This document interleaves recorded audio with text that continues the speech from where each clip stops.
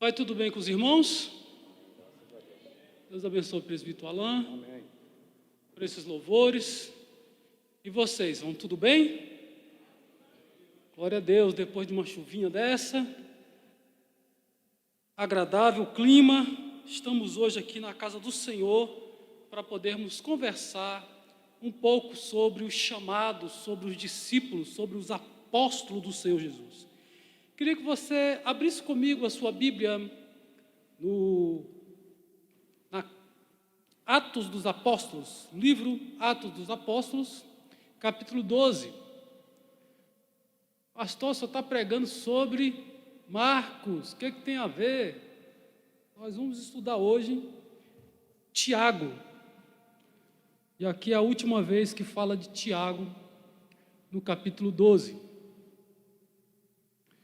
Eu quero ler do versículo 1 até o 7. Vou passar da história, falar um pouco de Pedro, que nós já tratamos na primeira doutrina sobre os apóstolos.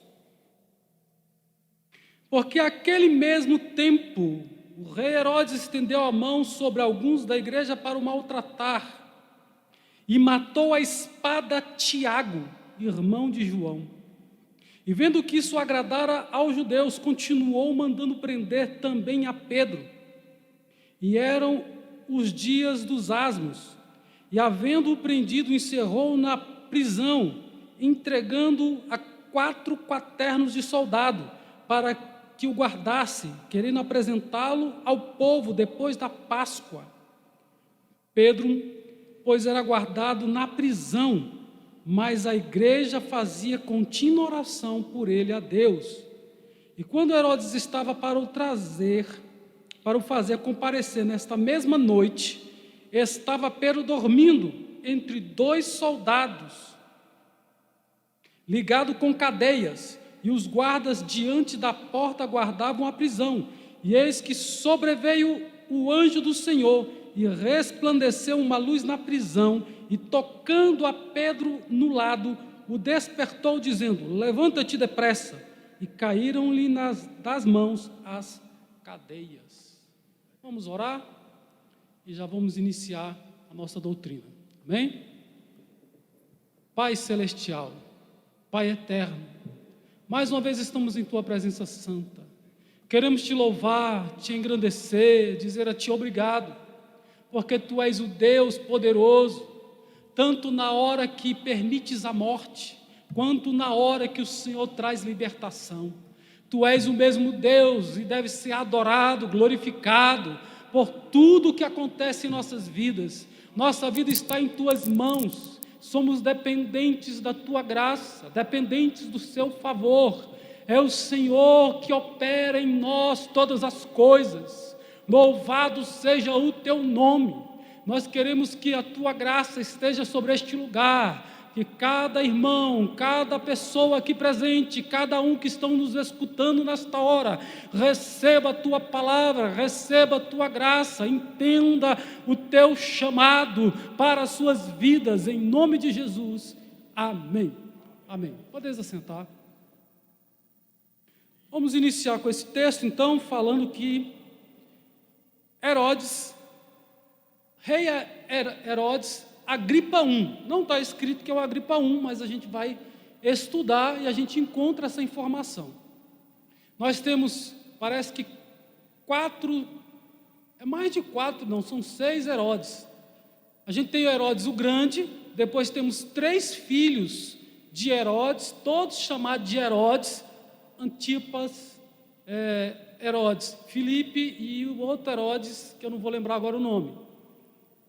E depois dele, ainda veio mais 2, Agripa I, que é este aqui, do caso que matou Tiago, e o Agripa II, que é aquele que vai ouvir Paulo se defender.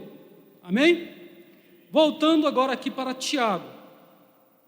Então ele prende Tiago e mata Tiago. A Bíblia só diz isso. Essa é a primeira vez que aparece o nome de Tiago sozinho. Embora está dizendo que Tiago é irmão de João, o nome de João aparece aí só para fazer uma relação, uma diferenciação do outro Tiago. Então, Tiago, irmão de João, foi morto à espada no ano 44 depois de Cristo, aproximadamente 14 anos depois que Jesus o chamou para poder estar andando com ele no discipulado deste chamado que nós estamos estudando aqui. Amém? Estamos estudando a chamada dos 12, a escolha dos 12 apóstolos. E aproveitamos para fazer comentários acerca de cada apóstolo. Então, logo em sequência, o rei gostou, parece que agradou aqueles que estavam ali. É interessante entendermos que tem uma profecia no Velho Testamento falando de Esaú. Quando o seu pai abençoa o Jacó que enganou, Esaú vai ao pai atrasado, já depois de ter sido enganado, e o pai fala para ele assim: meu filho, quem é tu? Eu sou Esaú, teu filho. E ele fala assim: não, mas veio outro antes de ti, e eu já o abençoei, e eu não posso voltar atrás, já está abençoado. E aí o filho Esaú pede para ele abençoar. A bênção do Abraão é uma bênção difícil, que ele vai servir ao irmão. Mas ele diz assim: vai chegar o seguinte, vai chegar o momento que você vai sacudir do seu pescoço esse jugo e você vai vencer, né? Então, tem aí uma previsão de lá na frente ele triunfar. O que acontece? Aqui, todos os Herodes são descendentes de Esaú. Eles agora são o rei. Eles estão no reino. Eles estão comandando a Palestina da época de Jesus, do nascimento, antes do nascimento de Jesus, até depois da morte de Jesus aí. Nós temos aí vários Herodes comandando aí a Palestina. Bom, ele prende Pedro, que nós já estudamos. E o que acontece? A Bíblia diz que o anjo visita ele e diz que ele foi preso no dia dos pães asmos. Pães asmos é uma semana, são 7 dias. O 8º dia também é sábado, inicia num sábado e termina no outro sábado. O outro sábado já termina na sexta, né? E o outro sábado já é Páscoa. Então, quando fala festa da Páscoa, geralmente está incluída a festa dos pães asmos. Se você for observar, eles quando falam da festa da Páscoa, quando usa a palavra festa, está incluindo esses 7 dias de pães asmos, tá bom? Então nós estamos aí, quando vai acabar, então aí possivelmente na noite de sexta-feira para sábado, acontece essa libertação, porque no sábado ele iria apresentar na Páscoa Pedro diante da multidão. Então, antes dele apresentar, na noite anterior, o anjo visita, há a libertação e ele sai dali. Deus tem poder para libertar Tiago ou não? Mas Deus não fez. Simples assim. Às vezes acontecem coisas ruins na minha vida, na sua vida, e a gente quer culpar Deus. Eu já vi gente perder casa e falar assim, eu fui falar com ela, né? Vamos orar, Deus vai te abençoar. Aí ela virou para mim e falou assim: Deus existe? Então Deus só existe quando está tudo bem. Deus só existe quando está na bonança. Quando você está tendo sucesso na vida. Quando vem o problema, a luta, a tempestade, a provação, a morte, Jesus não existe? Então que nós possamos receber o bem de Deus e também até a morte, se for o caso, para a glória do nome dele. Amém? Como o próprio Jó disse, né?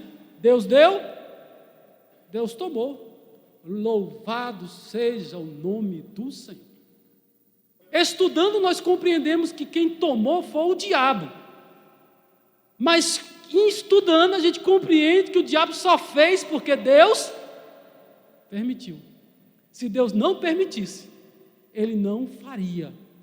É como dizem, o diabo é um cachorro na corrente de Deus. Ele só vai até onde a corrente permite. Deus governa o mundo, o sobrenatural, a igreja, a minha vida, a tua vida. Deus é o comandante de todas as coisas. Um é morto, o outro é poupado, pelo menos aqui. Mas depois, Pedro também vai morrer, né? Mas neste momento aqui, Pedro é livre. Essa leitura introdutória, só para a gente começar. Nós estamos lá no capítulo 3, estamos no versículo 17, que diz que Tiago, filho de Zebedeu, é um daqueles que é chamado para ser apóstolo. Nós temos na Bíblia 4 Tiagos. Nós vamos começar pelo menos importante e vamos até o mais importante. Ou daquele que é menos falado para aquele que é mais falado. A importância que aparece nos textos sagrados. Vamos começar então por Tiago, pai de Judas, que é apóstolo. Judas, que em algumas listas aparece como nome de Tadeu. E depois, outro dia, nós vamos estar estudando sobre ele. Amém? Então, apenas dizendo que Tiago é pai de Judas. O segundo também é Tiago, o menor. Quem é Tiago menor? Tiago menor é o filho de Alfeu. É um dos apóstolos de Jesus também. Então, o Tiago que nós estamos estudando hoje é o Tiago, o maior. Este termo, o maior e o menor, na lista dos apóstolos, é apenas para diferenciar. Pode ser a altura, o Tiago que nós estamos estudando poderia ser mais alto, ou mais velho. Então tem aí 2 possibilidades. Ou ele era maior, ou ele era mais velho. Então, para diferenciar, um foi chamado de o grande e o outro foi chamado de o menor. Amém? Agora, um outro Tiago que é importante, antes da gente entrar no Tiago da proposta de hoje, é o Tiago, irmão de Jesus. É interessante a gente estudar, por quê? Porque a gente confunde as histórias. Como que Tiago no capítulo 12 é morto e o Tiago no capítulo 15 está falando? O Tiago no capítulo 15 está presidindo o conselho em Jerusalém. Como que é isso? Então a gente tem que entender que existe Tiagos diferentes. Esse Tiago do capítulo 15 não é o menor e nem é o maior. É o 4º Tiago que eu quero falar hoje. É o Tiago, na verdade o 3º Tiago, né? É o Tiago, irmão de Jesus. Que Tiago é esse? Como nós não vamos estudar ele porque ele não é um apóstolo, a gente pode falar um pouquinho sobre ele. Por exemplo, Mateus capítulo 13, versículo 55 diz: não é este o filho do carpinteiro, falando de Jesus? Não se chama sua mãe Maria, seus irmãos Tiago, José, Simão e Judas? Há alguns comentaristas que querem colocar esse Judas, que o pai é Tiago, que em outras versões diz que é Tadeu, e não aparece o nome do pai, quer colocar esse Judas e o Tiago, o menor, como irmão de Jesus. Mas eu e também outros autores dizem que não é verdade isso. Colocam outro posicionamento. O Tiago de capítulo 15, o Tiago que escreveu a epístola de Tiago, a epístola pastoral universal, né? Chamada de pastoral ou universal. Este é o irmão de Jesus. Tem 2 irmãos de Jesus que escrevem, Tiago e também tem um Judas. Esses aqui dessa relação, tanto Tiago quanto Judas, escrevem uma epístola que vai com o seu nome. Então, a gente percebe que não é o Tiago menor, por quê?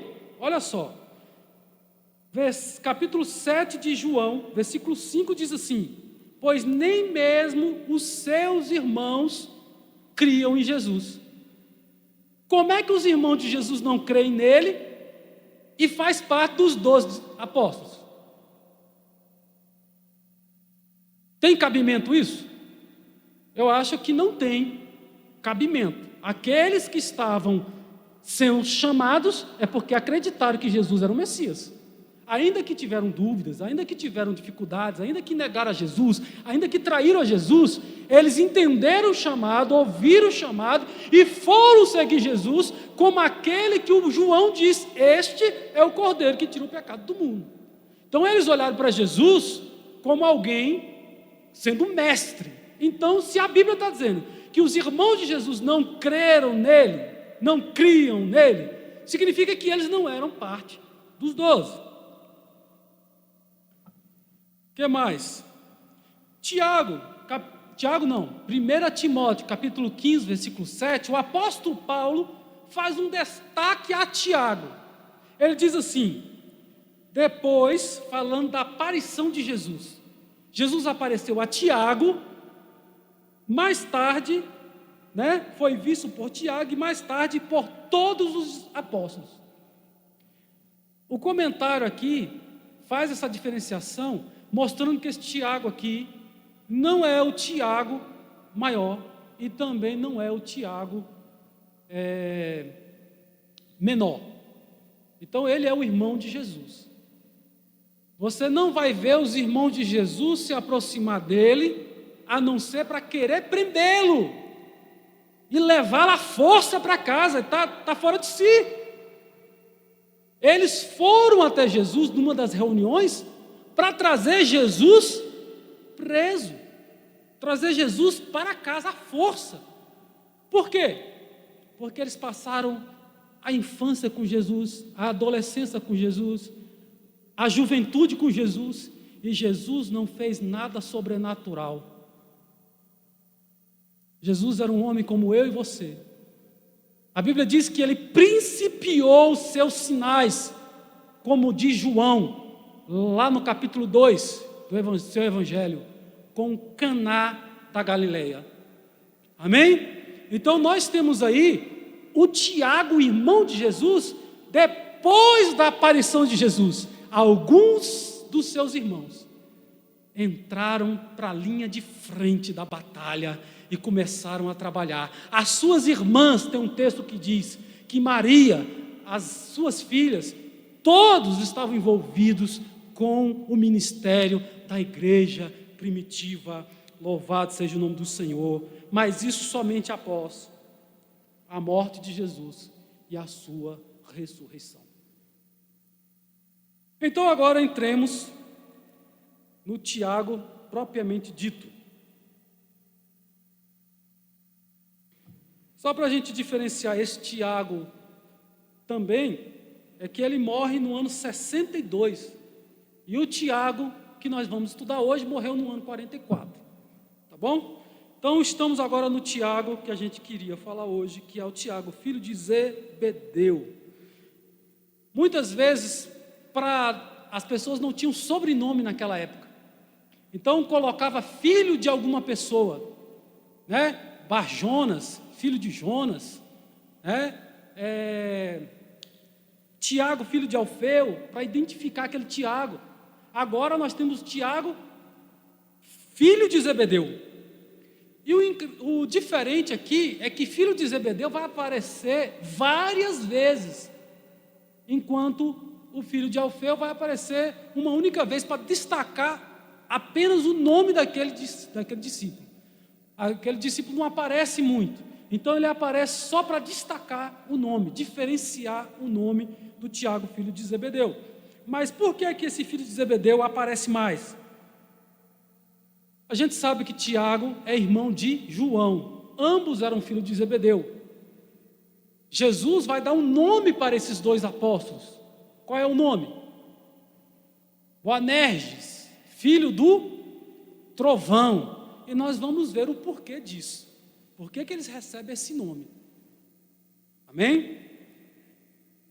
Então, no capítulo 10 de Mateus, coloca de novo essa lista dos apóstolos, e aparece o nome de Pedro, André, seu irmão, Tiago e João, seu irmão, que são filhos de Zebedeu. Então, Tiago sempre vai aparecer junto com Pedro e João. Há momentos que só os três vão desfrutar de comunhão íntima com Jesus. Vão entrar na cura da mulher, da filha de Jairo, da ressurreição. Vão subir ao monte, e parece que é o Tambor, outros dizem que é o Hermon, mas alguns dizem que é esse Tabor.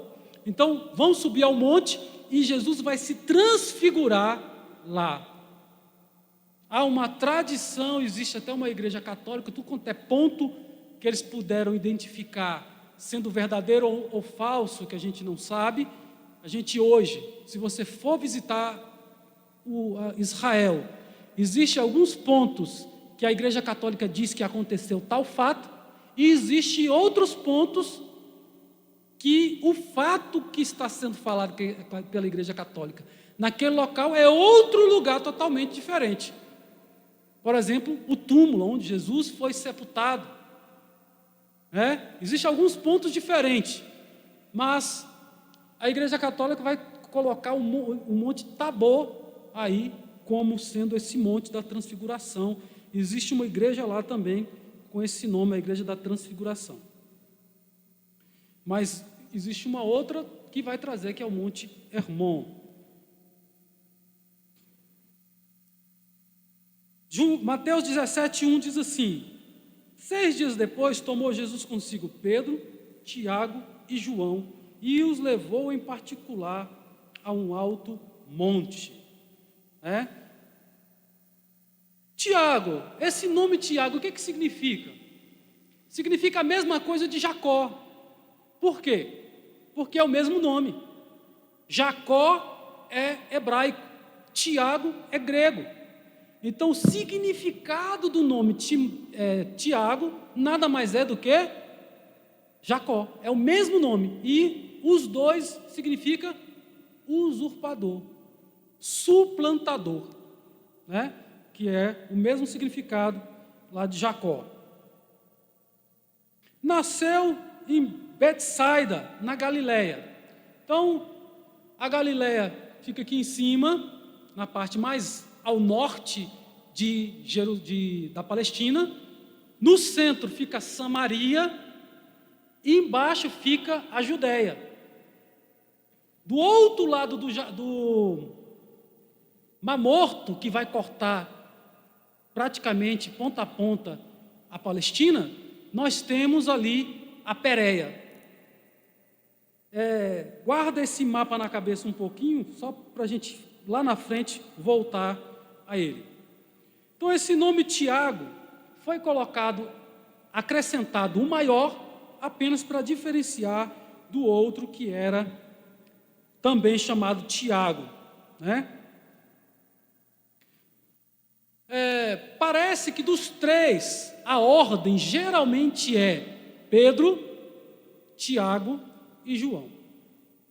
Então, de ordem de importância, de primazia, primeiro líder, se a gente fosse colocar assim, seria o Pedro, depois Tiago e depois o João, tá?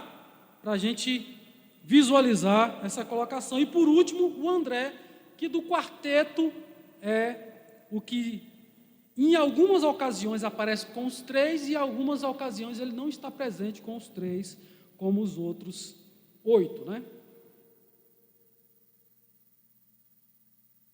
Então, Tiago era o irmão mais velho de João. O porquê que aparece o nome do filho de Zebedeu? É porque Zebedeu, pelos comentários, era um homem importante e por causa das suas, pode ser, finanças, que ele tinha a sua empresa, lá de barcos, tanto que quando Jesus chama Tiago e João para poder ser seguidor, pescador de pessoas, ele o pai libera. O pai não faz nenhuma objeção, porque o pai tinha mais funcionários, estavam com Zebedeu. Então ele tinha condições financeiras. É tão verdade que Salomé, que é sua mãe, é uma das mulheres que aparece nos textos como mulheres que acompanhavam Jesus e sustentava Jesus com as suas fazendas. Possivelmente Salomé é uma daquelas mulheres que gosta da cozinha. Ou ela estava sustentando com a parte financeira, ou ela estava auxiliando o ministério de Jesus, auxiliando na cozinha, porque 12 apóstolos, Jesus, alguns convidados e algumas mulheres e um monte de gente que seguia Jesus, era muita gente para poder fazer visita na casa de alguém, né? Precisava sempre ter mais pessoas aí. E se a gente estudar, a gente vai verificar que elas ajudavam Jesus nessa questão financeira que era aí.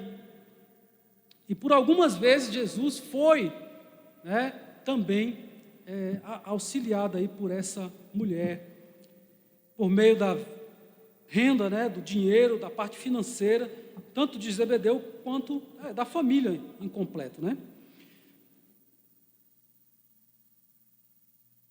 Como o Tiago era de uma família proeminente, como o Tiago era o mais velho da sua casa, ele queria ser também um dos mais importantes no meio dos apóstolos. Como assim, pastor? Eu escrevi nas nossas redes sociais, está um pouco mais à frente, daqui a pouco a gente fala. Ele queria ser o primeiro. A única coisa que ele consegue, nenhuma lista ele aparece em primeiro lugar, ele sempre é o segundo, e logo, com 14 anos de ministério, ele é morto, é assassinado. Então, não tem um ministério tão mais longo como o próprio irmão de Jesus, que vai até o ano 60, mais 20 anos quase, a mais do que ele aí, liderando a igreja em Jerusalém e em outros lugares. O que mais? Tiago vai aparecer aí, como eu já falei, junto com Jesus, Pedro e João, para a ressurreição da filha de Jairo, no monte da transfiguração.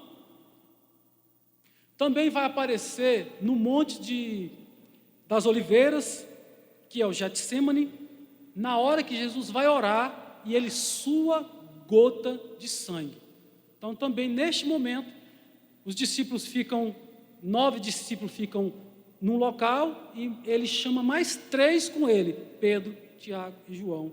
E Jesus ainda se afasta deles e começa a orar intensamente. E aqueles que Jesus volta e acorda, vocês não podem orar comigo nem uma hora, né? Então, também estão aí nesse momento de tensão, de dificuldade ao qual Jesus está passando, esse momento de sofrimento que Jesus está passando aí no Getsêmani.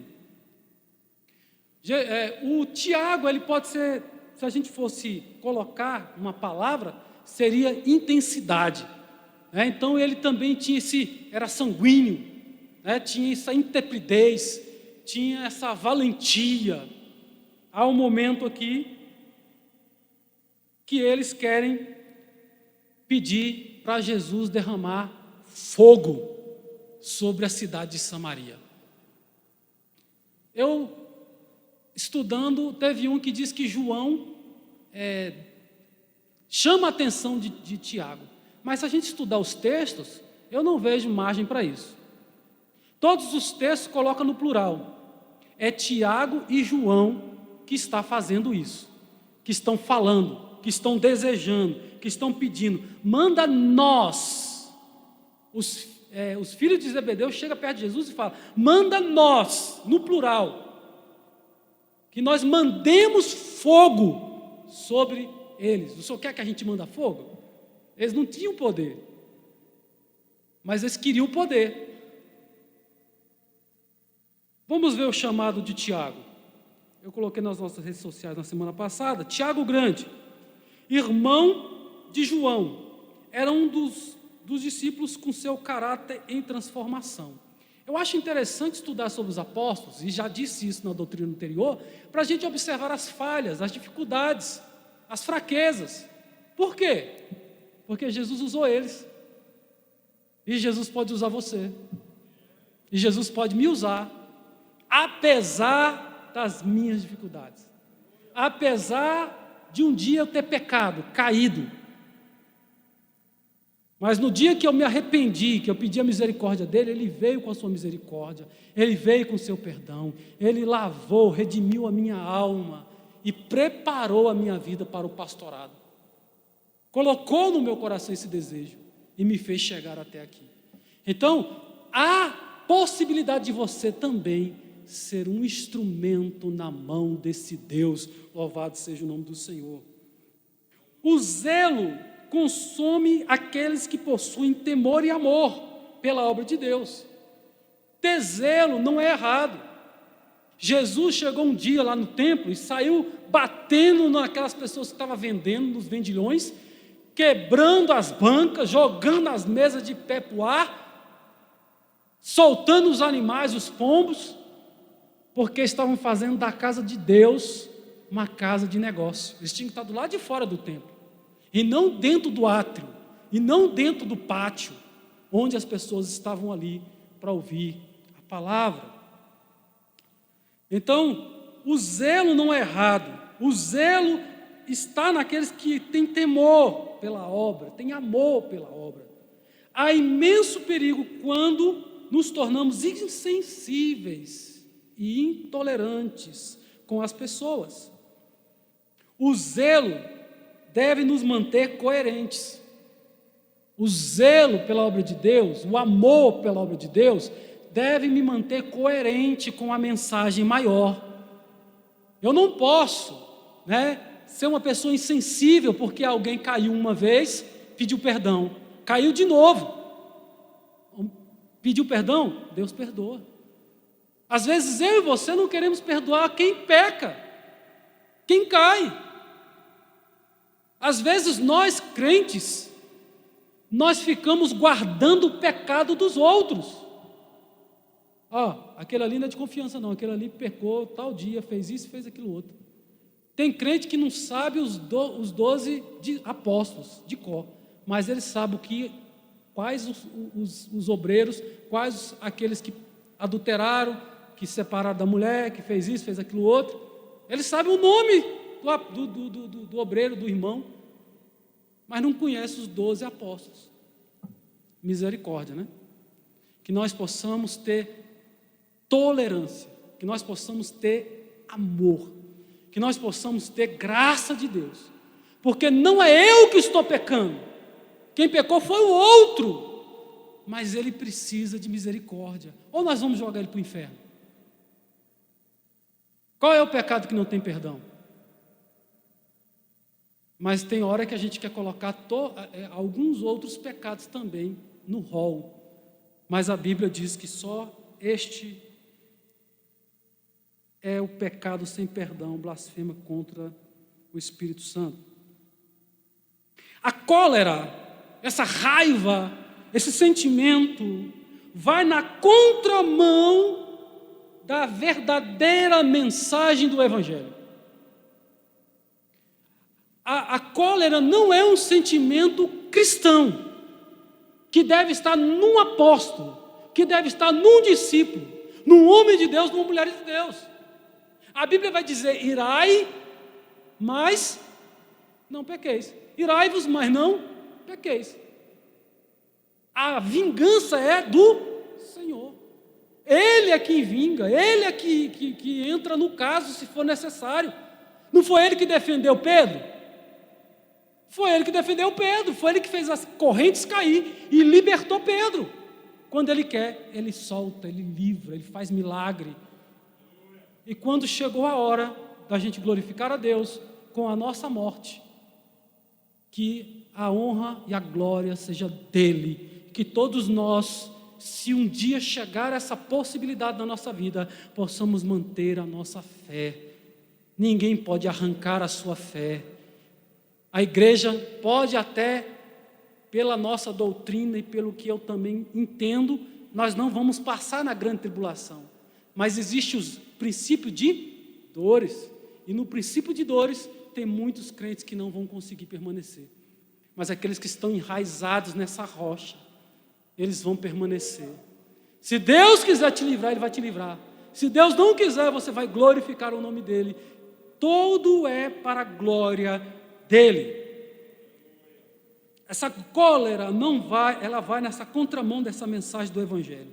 Deve ser contida e mantida sob controle. Temos o domínio próprio. O discípulo deve ser controlado pelo Espírito Santo.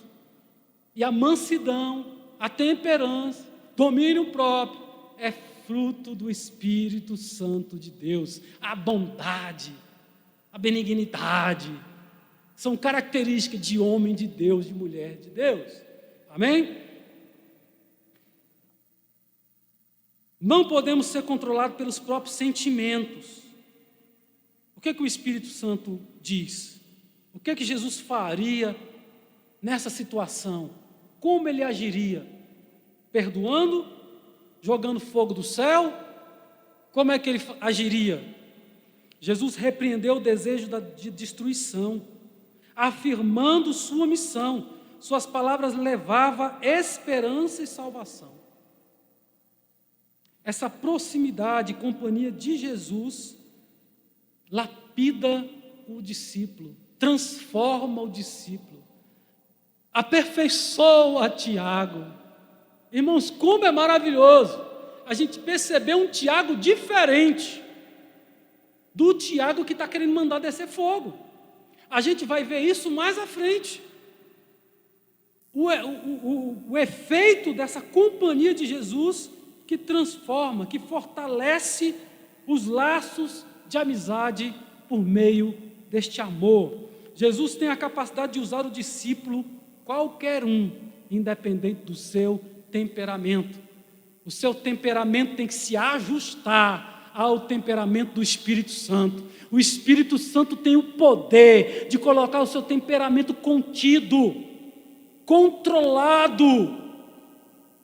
Louvado seja o nome do Senhor. Há poder no Espírito Santo, nessa presença do Espírito Santo dentro do meu coração e do seu coração. Há poder, há diferença.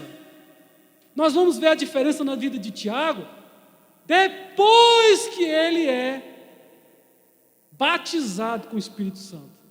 Depois que ele recebe o batismo com o Espírito Santo.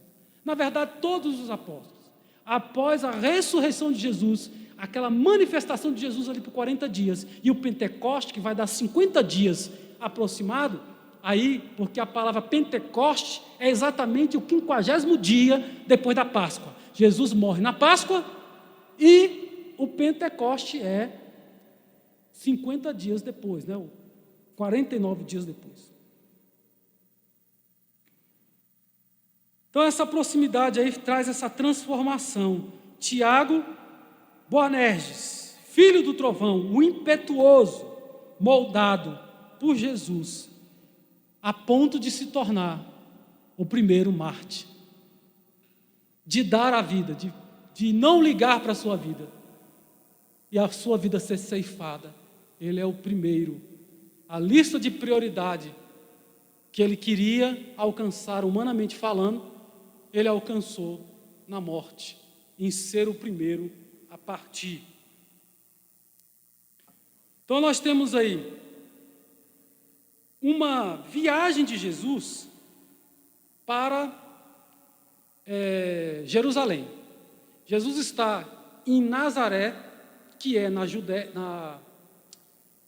Nazaré, que é na Galileia, aqui em cima no norte, e ele quer ir para Samaria, ele quer ir para Jerusalém, que é depois de Samaria. Samaria fica exatamente ao meio entre Judéia, que vai ter Jerusalém, e acima a Galileia. Para a maioria dos judeus, principalmente levita, os fariseus, eles, para ir para Jerusalém, da Galileia, eles atravessavam o Rio Jordão 2 vezes. Lá na Galileia, no finalzinho da Galileia, antes de entrar na Samaria, que era limitado pelo Rio Jordão, eles cruzavam o rio Jordão lá em cima, desciam pela Pérea, e quando estava chegando lá embaixo, perto ali do Mar Morto, eles atravessavam de volta e entravam na Judéia, e a Samaria tinha ficado para trás. Então eles desviavam, andavam mais quilômetros, andava pelo deserto da Pérea, um lugar não tão agradável, só para não topar com um samaritano, só para não conversar com um samaritano, só para não precisar atravessar a cidade do samaritano. Então Jesus, ele atravessa em direção a Samaria. Está vindo o caminho mais curto para Jerusalém, era passando por Samaria. Então Jesus passa lá. E não é a primeira vez. Jesus passou lá para falar com a mulher no poço, e Jesus revela que ele é o Messias, e Jesus revela a vida daquela mulher pecadora, traz perdão, a mulher vira missionária, já sai pregando a palavra. Louvado seja o nome do Senhor. Agora, por que os discípulos pediram para derramar fogo? Por que eles não pediram outra coisa? Podia falar, porque o Senhor não quer que a gente pede para a terra abrir e engolir eles?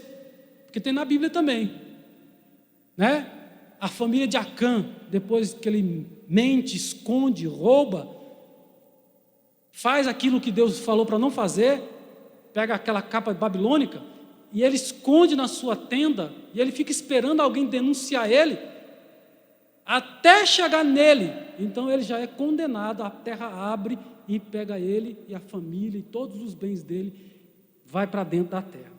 Eles podiam ter usado essa expressão, e por que eles usaram outra? Eles usaram exatamente uma que acontece com Eliseu. Eliseu não, com Elias. O rei Acabe manda prender o Elias.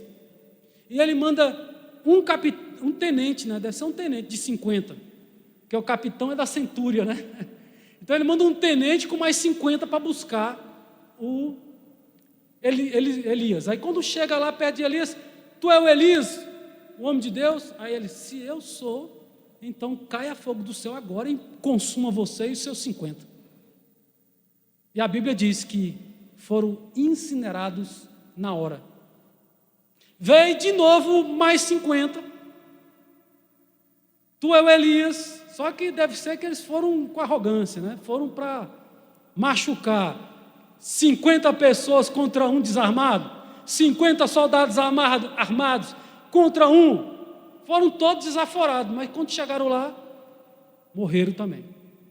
Na terceira vez, por que você está falando isso, pastor? Porque essa situação ocorreu exatamente na Samaria. É exatamente nesse terreno, nesse local que Jesus está passando, que aconteceu esse evento com Elias, há muitos anos atrás. Então, na terceira vez, o capitão, ou o tenente, ou o comandante dos 50, chega para Elias e fala, Elias, tenha por preciosa a nossa vida, a minha vida e a vida desses 50. E aí, Deus fala com Elias, vai com ele, segue ele, pode seguir. E aí ele vai, e aqueles homens não são destruídos.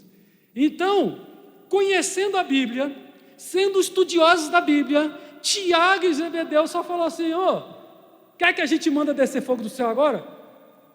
A gente quer esse poder que o Elias tinha. A gente quer só mandar descer um foguinho para destruir esse povo. É interessante que Jesus, ele fala com eles, vocês não conhecem de que espírito sois. Vocês não sabem que eu vim foi para salvar. A missão de Jesus não é a missão de destruição. Eu coloquei aqui, hoje, né? Os samaritanos. O que faria se tivesse o poder de fazer fogo cair do céu? O que você faria? Quem que você mataria? Que isso, pastor? Você acha que crente não ora para matar parente? matar marido, matar a esposa, matar os filhos. Você acha que crente não pensa nisso, não? É o político. Mas eu estou falando de familiar, porque era para amar, e às vezes a pessoa não ama, ela quer matar. É porque, na verdade, ainda não se converteu, ainda não teve encontro com Deus, ainda não teve a presença do Espírito Santo, ainda não foi transformado em nova criatura. É por isso que o nosso desejo é matar. Até minha esposa domingo falou, né, que os outros acham engraçado, né, quando os outros falam, não me dê força não, né, me dê paciência, não me dá força não, senão eu mato. A pessoa pedindo paciência, mas está na verdade querendo matar, não quer nem a paciência, ela quer o foguinho do céu para sair acertando a cabeça de negro só com relâmpago, né, só com um raio. Às vezes a gente tem esse desejo aqui que passou na mente de Tiago e de João. Que nós possamos ser tocados pelo Espírito Santo, transformados pelo Espírito Santo. Que haja desejo em nós de mudança. Não é possível passar tantos anos e a pessoa não mudar. Precisamos mudar o nosso comportamento. A nossa ira, a nossa cólera, a nossa raiva tem que ser transformada. Jesus tem esse poder de transformar filhos dos trovão em João do amor. Em Tiago também, aquele que opera, que prega, que ama, e que a palavra de Deus também é pregada depois em Jerusalém, em Samaria, por Filipe, o diácono. Se Jesus tivesse atendido à destruição dessa cidade, dessas pessoas, elas não teriam sido salvas. Mas diz a palavra que Filipe pregava a palavra de Deus, lá em Atos, se não me engano, capítulo 8.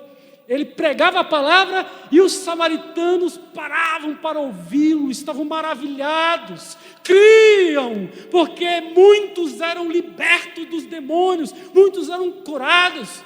Louvado seja o nome do Senhor. Jesus poupou hoje, porque eles tinham o direito para a salvação, e Jesus possibilitou com a pregação do Evangelho, chegou lá e salvou. Às vezes, muitos irmãos, antes de vir para a igreja, eram pessoas, como os outros dizem aí, carga torta, né? Era o pé mesmo na maldade. Muitos crentes e muitas pessoas usavam armas. Resolvia o problema dele na bala. Mas chegou Jesus de Nazaré. A mensagem do Evangelho chegou. O valentão agora se rende ao Messias, ao Deus conosco, ao Senhor Salvador, ao Deus que muda as pessoas. Não é possível dizer que é crente e permanecer como o velho homem.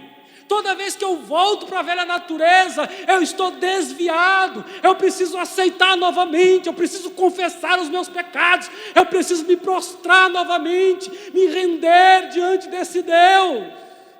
É incompatível com a mensagem do Evangelho alguns tipos de comportamentos.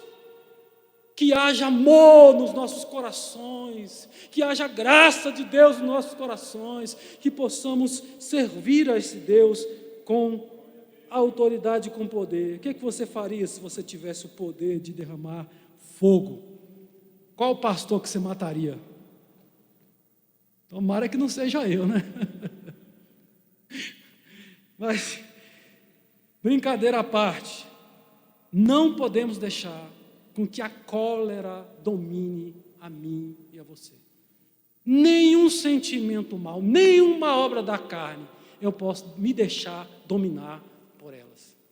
Agora, pelo Espírito Santo, pelo fruto do Espírito Santo, eu devo agir, andar, amar, criar a minha família, ser crente, ser vizinho, ser empregado, ser patrão, com o fruto do Espírito Santo na minha vida. Só Jesus tinha esse poder, mas ao invés de demonstrar que ele tem o poder de destruição, ele demonstrou amor e tolerância aos samaritanos. Apesar do histórico idólatra e de rejeição, ele passou tempo ministrando para a mulher samaritana. Ensinou utilizando a parábola do bom samaritano. Jesus conta uma história e coloca o samaritano, que é odiado pelos judeus, como herói. Passou um sacerdote e desviou. Passou um levita e passou longe daquele que tinha sido vítima de um roubo, de um assalto e de espancamento, mas passou um samaritano e, se comovendo, ele pega aquele homem, coloca na cavalgadura do seu animal, passa vinagre, passa o azeite, leva para uma estebaria, leva para um hotel, deixa ele no hotel, paga tudo, paga adiantado e fala: eu vou viajar, na volta eu vou passar aqui para pagar o restante da dívida. Alimenta e cuida desse homem aí. Jesus colocou o samaritano, aquele que era odiado, como herói. Jesus pega as prostitutas e fala: vocês não querem entrar no céu, seus fariseus, vocês estão na porta, vocês não desocupam a moita, como diz aí fora, estão na porta, podem entrar no céu, mas vocês nem entram nem saem, ainda atrapalham as pessoas que querem entrar no Evangelho, que querem entrar na igreja. Que eu e você não sejamos momento de pessoas que possam atrapalhar alguém de crer no Evangelho. Como é que eu atrapalho, pastor? Não vivendo o Evangelho na tua casa, gritando com a tua mulher, jogando panela, vivendo como gato e cachorro, aos gritos com os filhos. Você envergonha o Evangelho de Cristo, você envergonha o Espírito Santo, você entristece o Espírito Santo com o comportamento. Então nós precisamos rever o nosso comportamento em vários ângulos da nossa vida.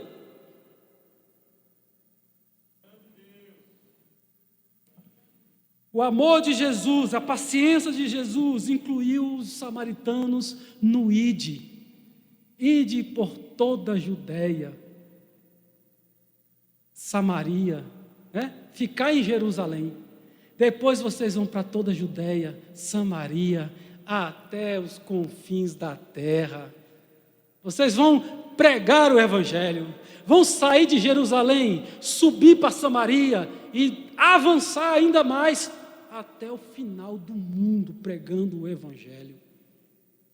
Foi incluído como alvo da salvação aqueles que eram odiados, aqueles que os judeus não cumprimentavam, aqueles que os judeus, fariseus, os levitas nem olhavam.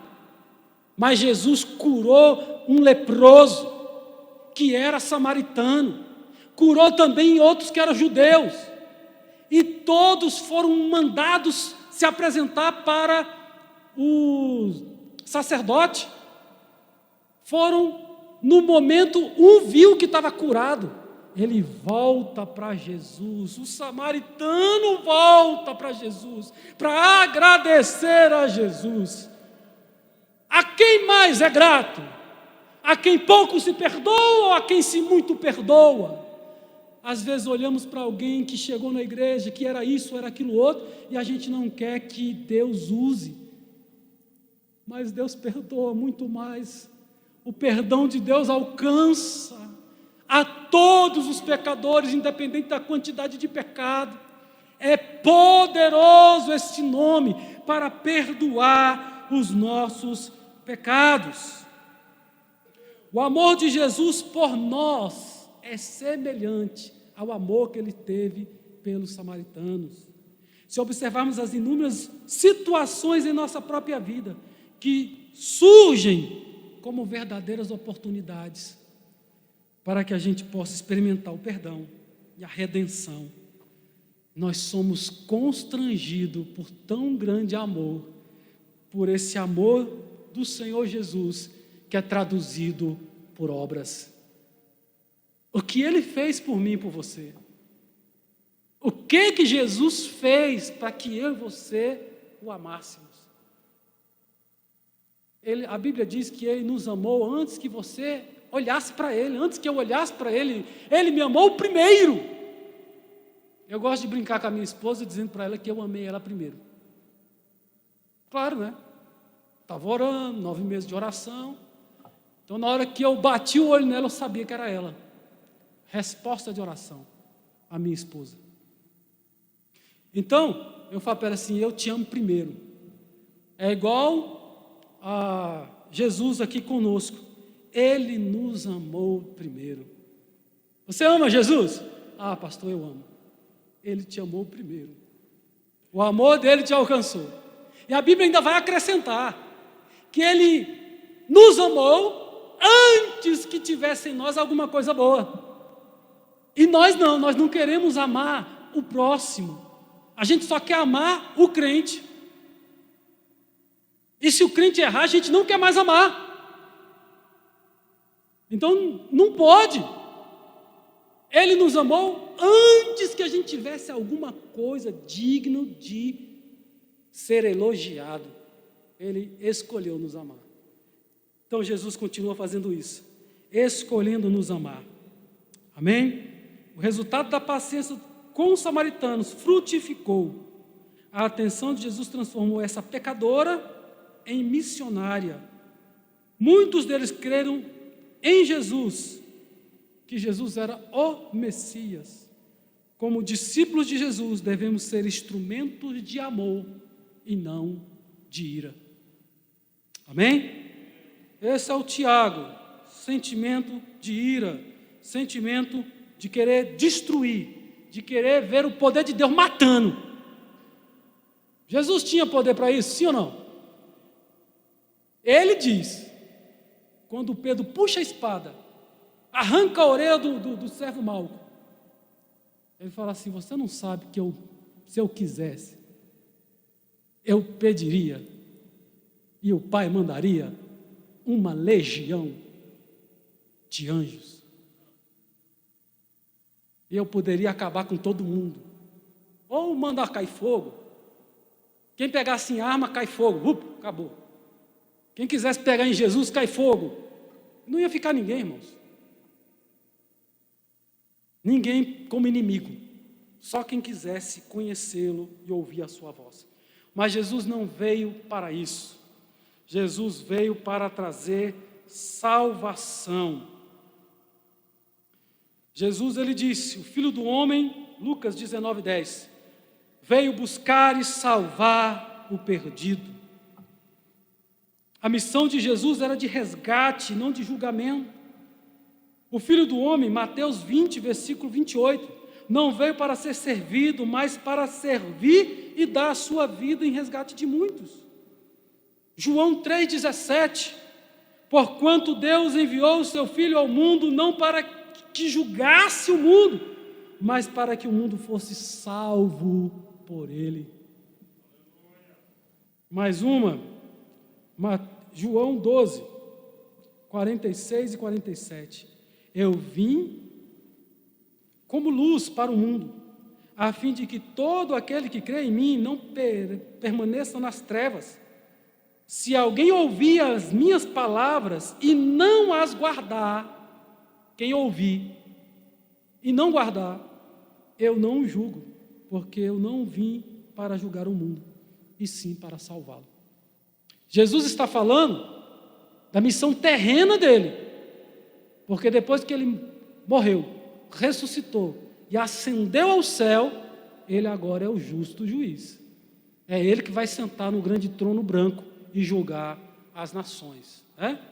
Mas a vinda de Jesus ali, como Emanuel, como Deus conosco, não tinha esse objetivo.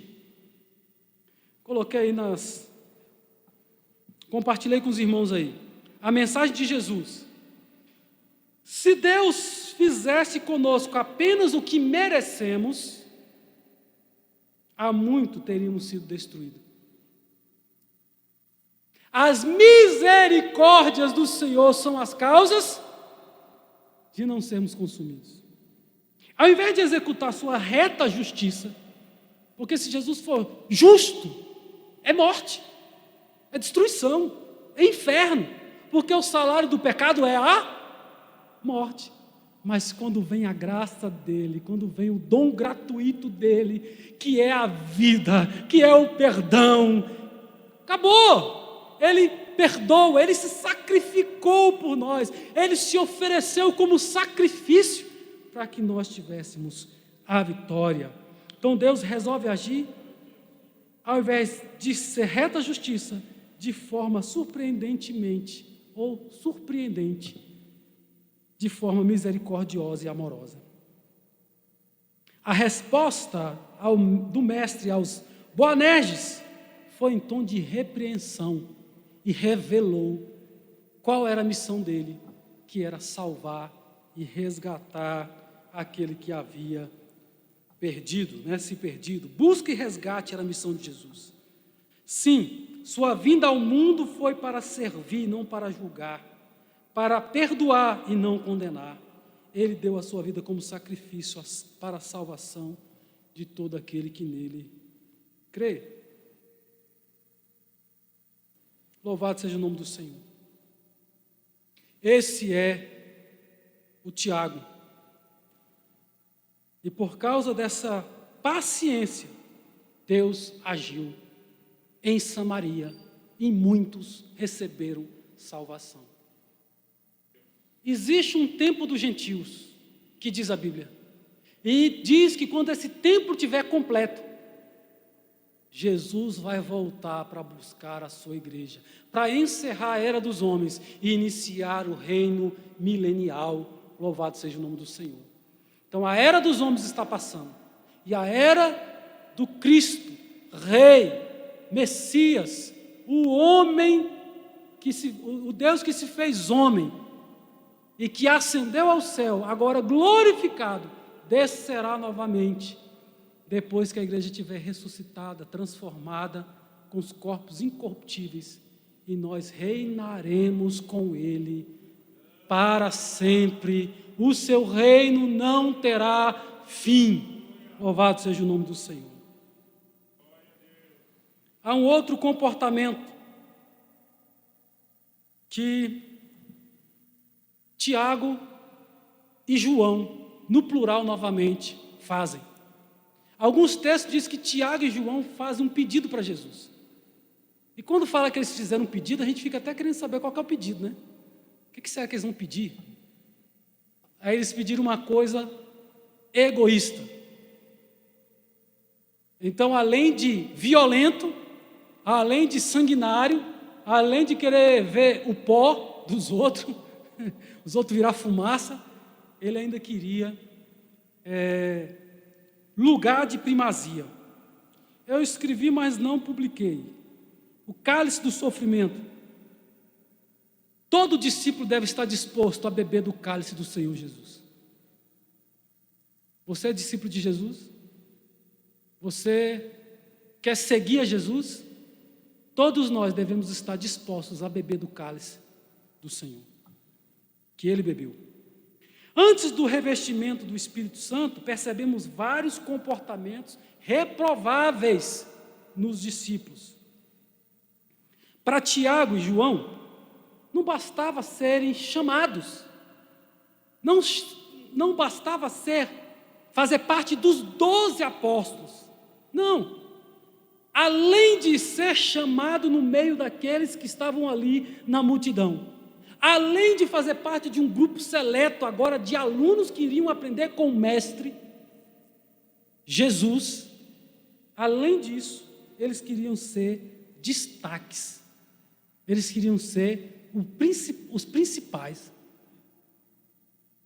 Um outro texto vai dizer que Salomé, a sua mãe, é que faz o pedido, a mulher de Zebedeu que faz o pedido. Mas Marcos diz que foi eles mesmos que fizeram o pedido. Talvez a mãe estava perto, né? Fala aí, mãe, fala aí que a gente quer ser, você está de um lado do outro. Jesus faz uma promessa para eles. Às vezes os discípulos perguntavam, né? Senhor, o que a gente vai receber porque a gente está seguindo o Senhor? Jesus falou, ó, quem deixar tudo para me seguir, que eles deixaram tudo para seguir Jesus, vai receber 100 vezes neste mundo e ainda vão receber a vida vindoura. Mas Jesus faz uma promessa para os 12. Vocês, naquele grande dia, vocês assentarão sobre 12 tronos. E vocês, eles serão como se fosse o júri, né? Vão ajudar Jesus no julgamento. Jesus é o juiz e eles vão estar lá também 12 tronos para julgar as 12 tribos de Israel. Com esse sentimento, com esta mensagem de Jesus no coração, eles falaram, Jesus, a gente quer fazer um pedido para o Senhor. O que é? A gente quer sentar, que eu sento de um lado do Senhor, do lado direito, e o outro senta do lado esquerdo do Senhor. Os dois pediram, está no plural o pedido. Os dois estão falando com Jesus. Não sei se foi em coro que eles falaram. Senhor, o que vocês querem? Eu quero sentar do lado do Senhor e o outro, e eu quero sentar do outro. Será que foi assim? Os dois pediram. O pecado egoísta, esse pedido egoísta, está nos dois. Não foi um. Esse sentimento, tanto de João quanto de Tiago.